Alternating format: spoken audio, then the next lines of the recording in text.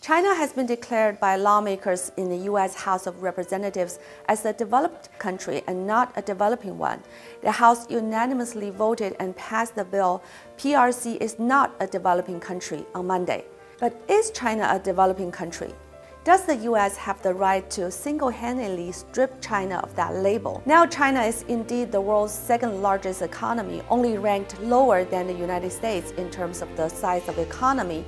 But China has a huge population of 1.4 billion people, and so its per capita GDP is only about 1/6 that of the United States, 1/4 that of Germany, and 1/3 that of Japan. China's per capita GDP was over $12,000 in 2022, which ranked 65th place globally by an IMF estimate. Chile and Mexico, which you might think as developing countries too, were also ahead of China on that list.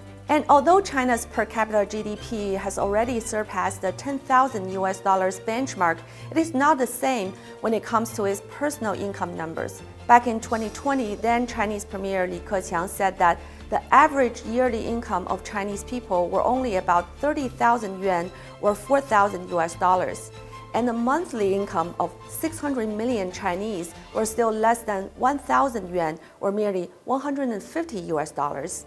From that figure, we can see that development is not balanced between the cities and countrysides of China. And that's why rural revitalization is now such an important national strategy of the country. HDI, a Human Development Index gauge by the United Nations, ranked China in 79th place in 2022. That index considers health, education, income, and living standard of a country. Developed countries like the United States, Japan, and Germany were all ranked within the top 20 in terms of that index.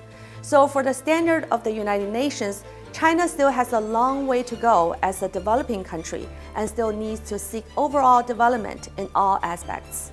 The act, entitled PRC is not a developing country, has been voted to ensure China will not be receiving preferential treatment or assistance within international organizations. Some of the congressmen say the act is to prevent China from hurting the interests of countries that are really in need of help.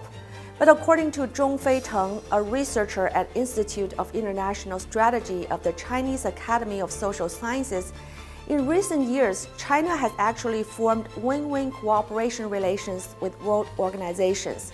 It doesn't act in a role to snatch resources from other countries, but has made commitment to market openness and interest concessions that have been praised by many developing countries. And at the end of the day, deciding whether a country developing or developed is not up to the will of a certain country, but should be up to the order of the organizations that really decide on these classification and deliver related policies.